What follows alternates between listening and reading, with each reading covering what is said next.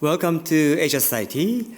Well, thank you so much for joining us for the special preview of exhibition Maɗayin, 8 Decades of Aboriginal Australian Bark Painting from Yirrkala. I'm Yasufumi Nakamori, the director of Asia Society Museum, and also Vice President of Arts and Culture here. First, I would like to start with our land acknowledgement.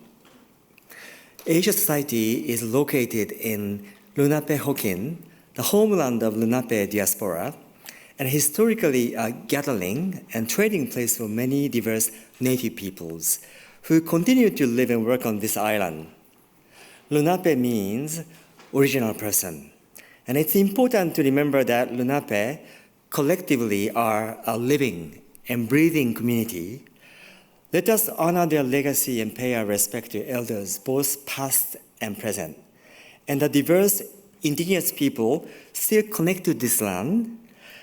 We respectfully acknowledge and honor all indigenous communities, past, present, and future, for their ongoing and fundamental relationships to this vision.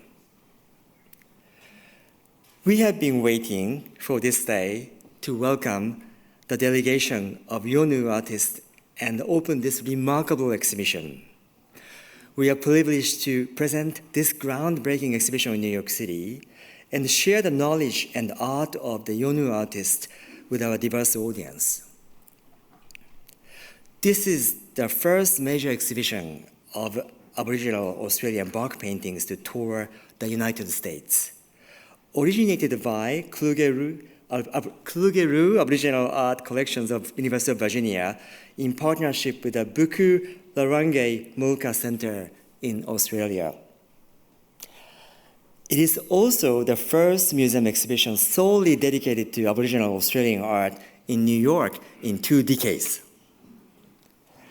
However, this is the third exhibition of Aboriginal Australian art in the 50-year history of Asia Society Museum. We define Asia broadly, including the Pacific and also Asia diaspora everywhere in the world, by the way.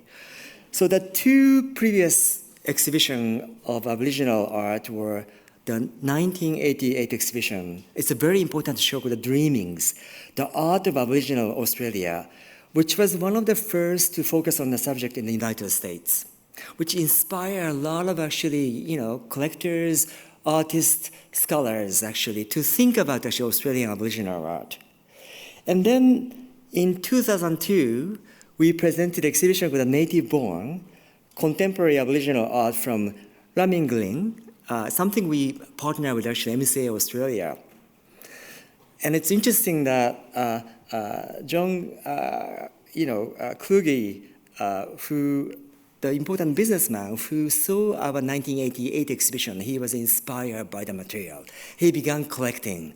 And then, within maybe 20 years or so, he amassed, more than 2,000 objects from Australian Aboriginal communities. And that's how I understand Kluge-Ruhe collection started it. It's nice kind of circle of our exhibitions, then people collecting Aboriginal material, and now actually artists and also Aboriginal art is now coming back to Asia Society. After more than 20 years. Maɗayin will feature more than 70 works from the world's foremost collections of these unique paintings, including 33 new pieces commissioned for this exhibition.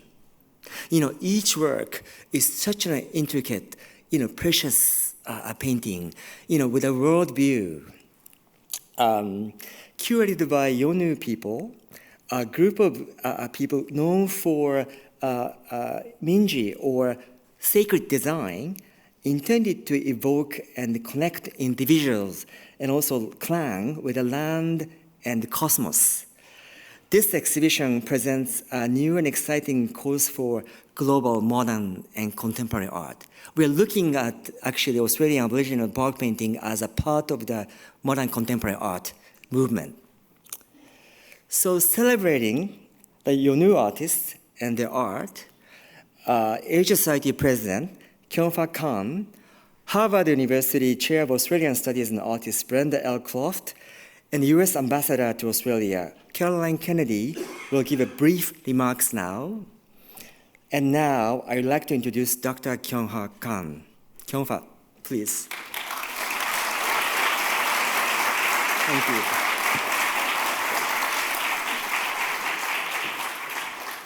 Good evening, ladies and friends of Asia Society. Yasu, our Vice President of Arts and Culture and Director of Asia Society Museum here, has already given to you the artistic and cultural significance of this very special exhibition that we have put together. My role is just to thank everybody and welcome everybody who's come here today. Indeed, my colleagues have worked really hard, tirelessly with great dedication and anticipation in the run-up to this evening. And I am very proud indeed, as Asia Society President, to give you Maḍayin, 8 decades of Aboriginal Australian bark painting from Yirrkala. Indeed, my heartfelt welcome and thanks to the Yolngu artists featured in the exhibition, the delegation who traveled all the way from Yirrkala to New York, the Kluge-Ruhe Aboriginal Art Collection of the University of Virginia, as well as the Buku-Larrnggay Mulka Centre in Australia, for their close collaboration with us here at Asia Society in bringing this remarkable exhibition to New York. Maḍayin is indeed a groundbreaking exhibition for Asia Society and, in fact, American museums as a whole. The exhibition was conceived, developed, and curated by leaders of the Yolngu people, placing indigenous voices at the forefront and reinforcing the important role of indigenous artists in global contemporary art and curatorial practice. It also recognizes indigenous authority and leadership, presents a new model of curatorial partnership between indigenous peoples and Western museums, and amplifies diverse and previously unheard voices in American museum spaces. And building upon our track record of showing Australian Aboriginal art, Maḍayin embodies Asia Society's desire to serve as the center of Asian and Pacific indigenous art in New York and beyond. And I'm sure it will expand artistic and cultural horizons and stimulate a deeper appreciation of Aboriginal art among the viewing public in this great city of arts and culture. Maḍayin is also the highlight in the Season of Australia that Asia Society is celebrating here, as well as our many centers around the world. And I am delighted that the top envoy of the United States to Australia, Ambassador Caroline Kennedy, has joined us this evening to share her thoughts. Our sincere thanks go to the donors, lenders, and our global trustees in attendance, Nick Rohatyn and Jean Rohatyn. Henry Cornell, I think, is here also, Emily Rafferty, Denise Sol, and Susan Hakaranen. And thank you also to the delegation from the Australian government, Ambassador James Larson, Australia's permanent representative to the United Nations, and Consul General Heather Ridout for joining us today. Our thanks also to, a long list here, the National Endowment for the Humanities, the Andy Warhol Foundation for the Visual Arts, the Mellon Foundation, Creative Australia, Australian Capacity Equity, Carrie Stokes Collection, Foundation Opal, the Jefferson Trust, the National Endowment for the Arts, Crozier Fine Arts, News Corps, Pratt Foundation, and Deland Contemporary for their generous support towards this exhibition. And last but not least, I'd like to express my special thanks to the New York City's Department of Cultural Affairs for their support, represented here tonight by Deputy Commissioner Alton Murray. And now it is my pleasure to introduce to the podium Professor Brenda L Croft, the Gough, Whitlam, and Malcolm Fraser Chair of Australian Studies at Harvard University, who serves on the Advisory Council of the Kluge-Ruhe Aboriginal Art Collection of the University of Virginia. Professor Croft.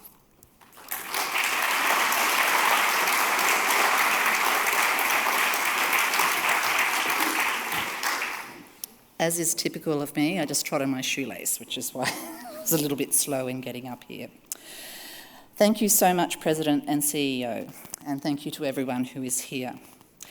On behalf of the Kluge-Ruhe Advisory Council and the staff and faculty of the University of Virginia, I wish to thank Yolngu people of North East Arnhem Land for leading this phenomenal project of researching the artworks in the US, curating this magnificent exhibition, and determining its installation at 4 venues of the tour through the US, creating the videos that you'll see in the exhibition, writing and translating essays for the catalogue, contributing to the digital experience.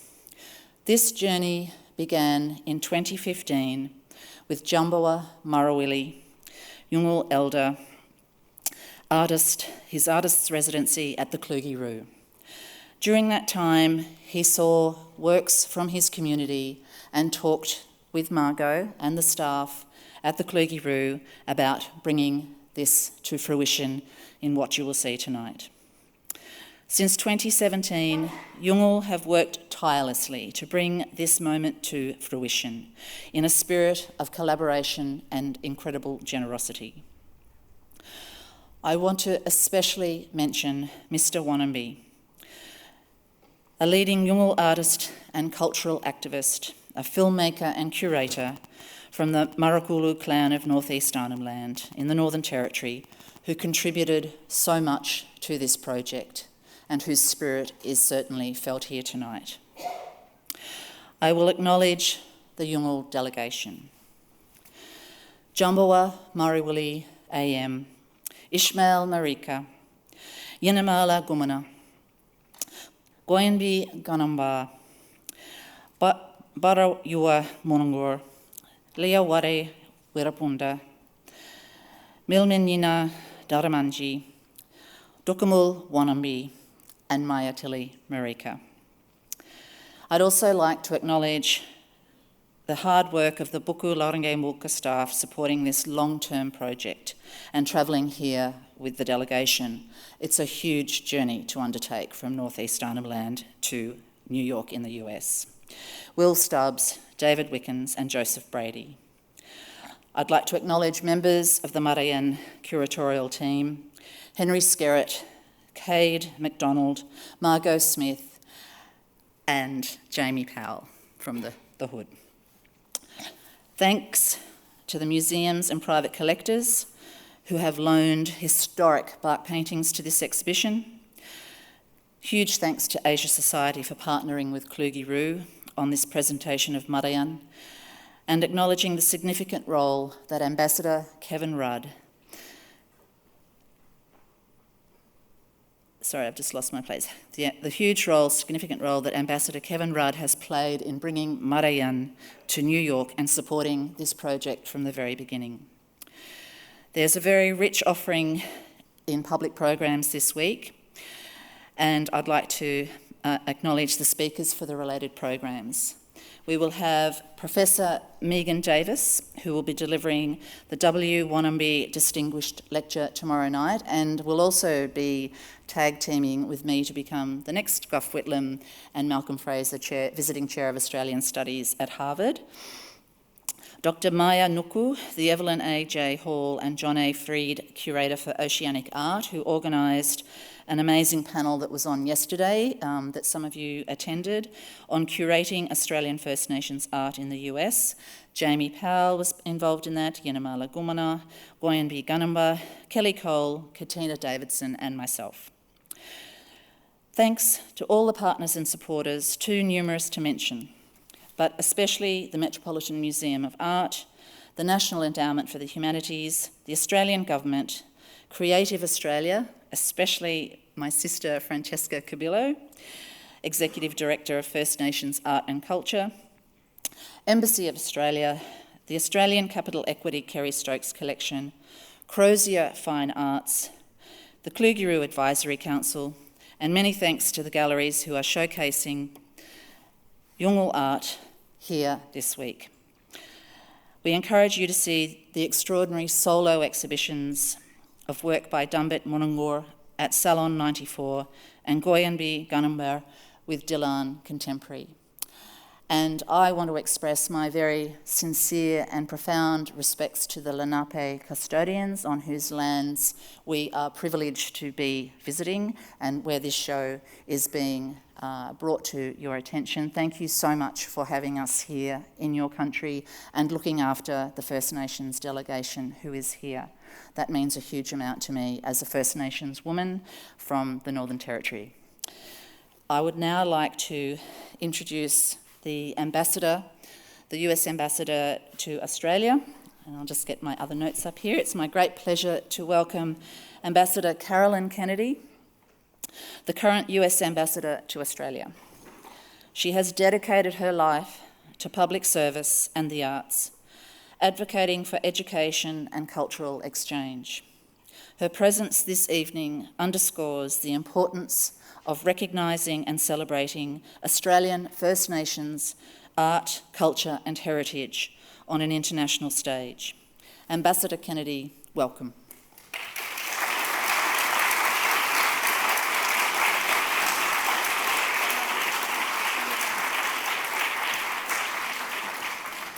Good evening, everyone. I'm so happy to be here. Thank you, Dr. Kang, and congratulations on assuming the presidency of the Asia Society. It's wonderful to see you again. I think I last saw you when you were foreign minister, and so it's inspiring that you've joined this community. It's great to be back for me. I was a trustee at the Asia Society, and now as U.S. Ambassador to Australia, this exhibit really brings it all together. And it's an honor to celebrate the opening of Maɗayin with the distinguished Yolngu delegation, curatorial staff, Asia Society community, and for all First Nations people here.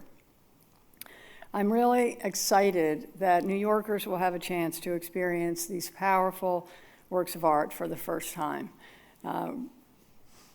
This exhibition has a special meaning for me because just a few days after I arrived in Australia, I went to the Garma Festival in North Arnhem Land, which is one of the largest gatherings of Aboriginal people.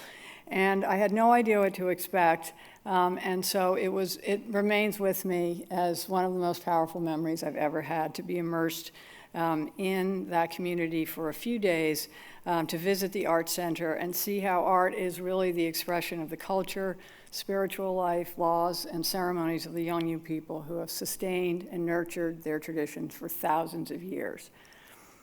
We were immersed for a few days in the oldest continuous living culture on earth, and I saw firsthand how art can really pass on sacred stories and how it sustains the community across generations despite a history of oppression, discrimination, and injustice.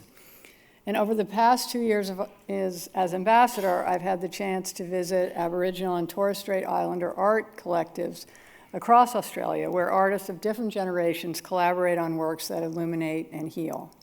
At the Art Center in Yirrkala, I saw the historic bark panels in the chapel and the 1963 landmark bark petitions, which asserted Yolngu land rights and really began the land rights movement in Australia and continue to define the relationship.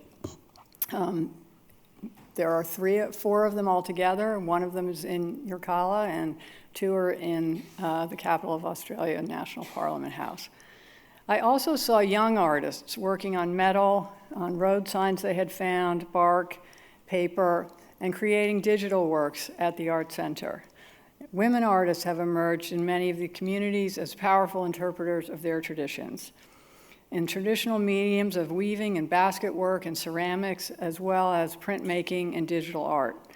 So a new generation of Indigenous artists is coming of age across Australia, continuing to pass on their ancient traditions and stories and values, as well as speaking truth about their history and conditions.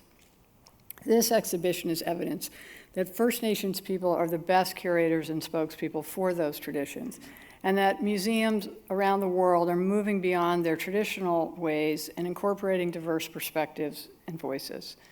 The recent Emily Conway retrospective at the Australian National Gallery of one of the most important Indigenous artists in Australia is traveling to the Tate Modern next.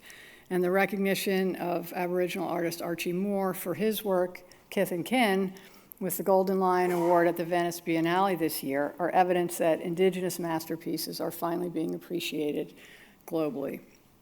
Although the works in Maɗayin speak to us from a remote area, you can't believe how remote this is, at the very, very top of the Australian continent, they have much to teach.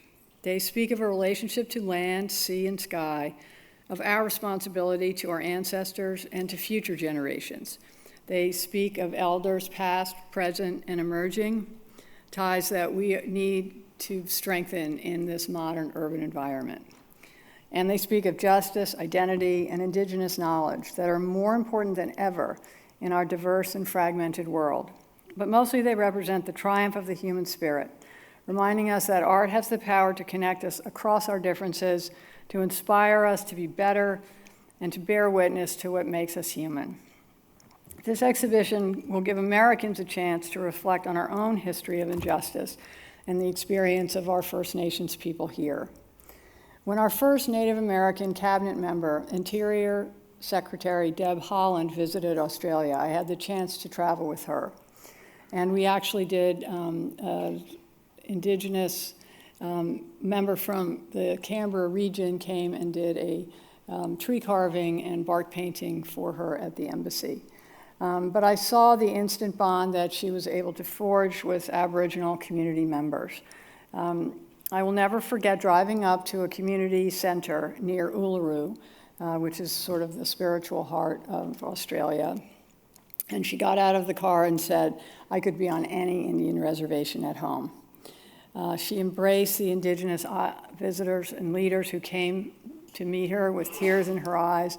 They spoke for over an hour about the similarities in the history, the conditions, the difficulties, and really the coming of age of the greater interest, acceptance, awareness of the ties that we all need to develop further with our First Nations peoples.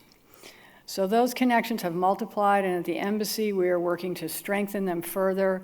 We are connecting American and Australian First Nations entrepreneurs, artists, scientists, doctors. I attended the World Global Indigenous Cancer Conference in Melbourne just last spring, where representatives from the Cherokee Nation and also from a tribal medical center in Buffalo were there, speaking to a global audience. And Australia has appointed its first ambassador for First Nations people. The State Department also has a special envoy for Indigenous science now. So those exchanges are being facilitated, and the cross-cultural sharing is becoming much more powerful. We are hoping to have a delegation from the U.S. to come to Garma in the future and experience some of what I learned.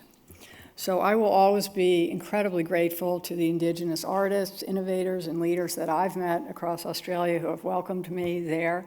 And I look forward to welcoming many more of them here. I'm so happy to see some of the people from Garma and Mayatili and others, and who extended such warm hospitality to me in Australia just after I arrived. So I hope that you have a wonderful time in New York, and that you come back much more often, and that we all get to strengthen our connections. So thank you so much for having me, and I know you'll enjoy the exhibition. It's going to be amazing. Thank you.